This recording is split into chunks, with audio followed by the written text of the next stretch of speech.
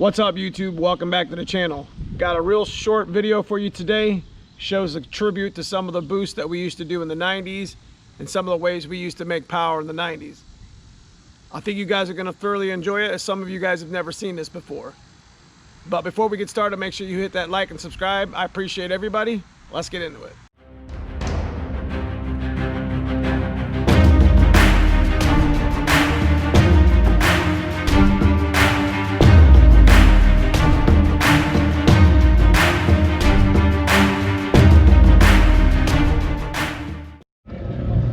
So this is definitely something cool. Ken, sorry, Gary. How you doing? All right.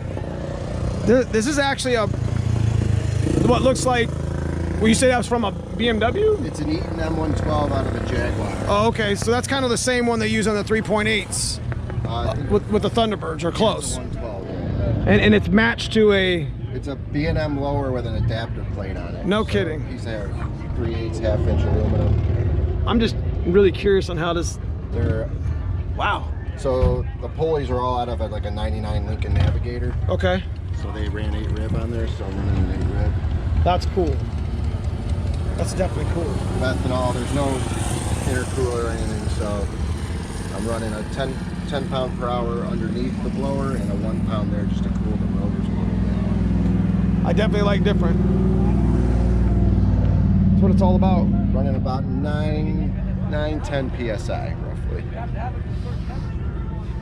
So what'd you do with your distributor setup? How'd you do that? It's all, there's a trigger wheel down there. It's all run on MS. I got you. Yeah, with EDIS coils. I see the coils back, that's why I asked. This is definitely cool. And it made how much power? About 10 pounds of boost. 340 at 10 pounds? Yep. Well, it was probably a little bit less on the dyno because I was running a 6 rib belt. Right. That's definitely cool. And that was on a Mustang dyno too, so you know, yep. Mustang dynos are always greedy anyways. At least mine is. But I definitely wanted to show you guys. And then if you want to check out what I did with the dash too. So there's a Raspberry Pi in there running the dash, so it's a digital display. Oh, nice.